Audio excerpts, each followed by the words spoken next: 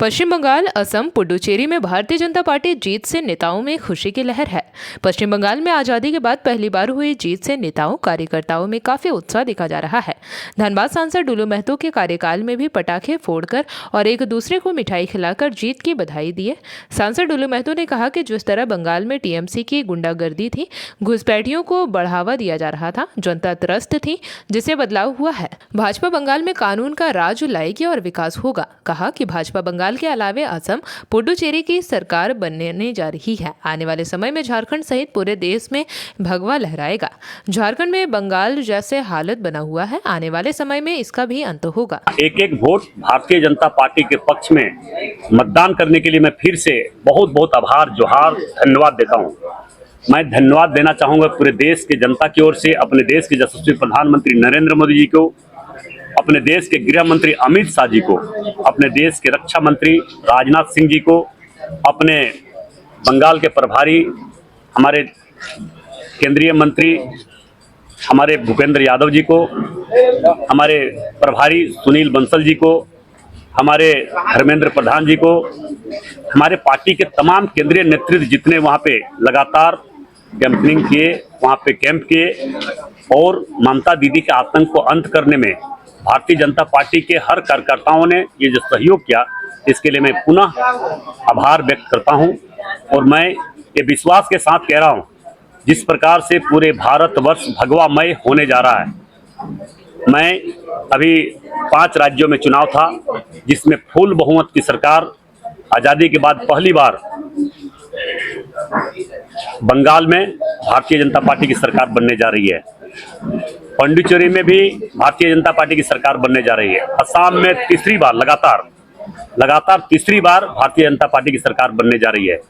हम कह सकते हैं तमिलनाडु में भी जो चुनाव है, उसमें भी हम लोग कहीं न कहीं बहुत ज़्यादा लोगों के प्रति विश्वास हम लोगों का बढ़ा है और वहाँ पे भी हमें लगता है कि भारतीय जनता पार्टी के सहयोग से ही वहाँ पे सरकार बन सकती है।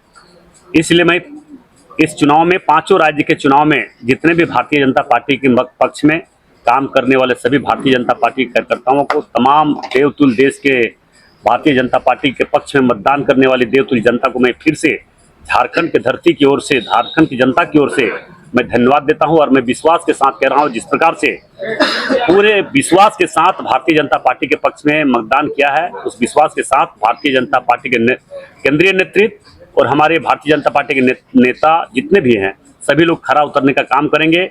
और मैं प्रभु श्री राम जी के भक्त होने के नाते ये मैं विश्वास के साथ कह रहा हूँ, जिस विश्वास के साथ भारतीय जनता पार्टी के पक्ष में मतदान किया है, उस विश्वास के साथ हम काम करेंगे और बंगाल को विकास के क्षेत्र में आगे बढ़ाने में अहम भूमिका हमारे भारतीय जनता पार्टी का होगा। नारी बंधन का कितना असर मानते हैं इस बात? निश्चित तौर पर नारी बंधन अधिनियम नियम जो कानून लाया था, इसका विरोध टीएमसी के लोग, सबसे ज्यादा टीएमसी के लोग, कांग्रेस के लोग, जितने इंडी गठबंधन के लोग लगे हुए थे, सारे लोगों को इस चुनाव में जवाब मिल गया है।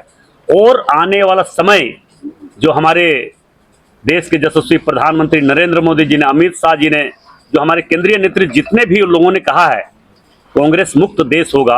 आने वाला समय इस तरह से तो हम लोगों को देखने को मिल रहा है।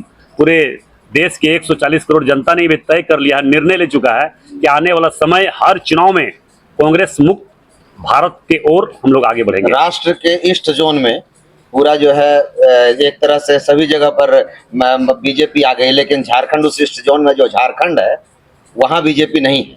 देखिए, मुझे पूरा विश्वास है कि आने वाला विधानसभा चुनाव या लोकसभा चुनाव हो, भारतीय जनता पार्टी के पक्ष में ही झारखंड प्रदेश के 3.5 करोड़ जनता ने मतदान करेंगे, क्योंकि कहीं न कहीं अगर चूक हुआ है, हम लोगों से उस चूक को भरपाई करेंगे और आने वाला विधानसभा चुनाव में रिकॉर्ड मत से चुनाव जीतकर झारखंड में भी भारतीय जनता पार्टी की सरकार बनने जा रही है। क्योंकि आज जिस प्रकार से बंगाल में अत्याचार का सीमा पार कर चुका था, आतंक का माहौल था, लोग घर से निकल नहीं पा रहे थे, वोट देने के लिए लोग नहीं जा पा रहे थे, आज वही माहौल, वही स्थिति आज झारखंड में भी बनता जा रहा है। मगर जब आप इस चीज को जानते हैं और सभी लोग भली भांति समझ सकते हैं, जनता ने जो निर्णय लेता है, जनता ने जो ठान लेता है, उसको कोई भी कितनो ताकतवर हो, वैसे गलत मानसिकता के लोग, गलत शक्ति का विरोध क्षेत्र की जनता, राज्य की जनता करेगी और इससे लोगों का भी अंत होगा। सनातनी एक हो रहे हैं। निश्चित तौर पर पूरा देश में सनातनी सनातन है।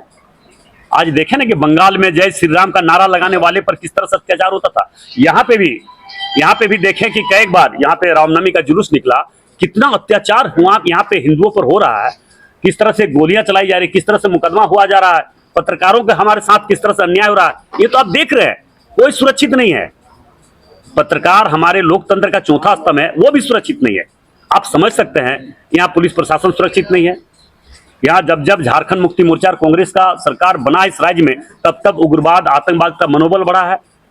कौन नहीं जानता है। जैसे रघुवर दास जी की सरकार था, उस समय हमें लगता है कि एकदम अंतिम चरण में था, और आज तो हमारे देश के गृह मंत्री अमित शाह जी ने तो कहे थे कि हम लोगों ने 31 मार्च तक जेपी भारत लाइव, भारत की बात जेपी के साथ। वीडियो को लाइक करें, शेयर करें और चैनल को सब्सक्राइब करें।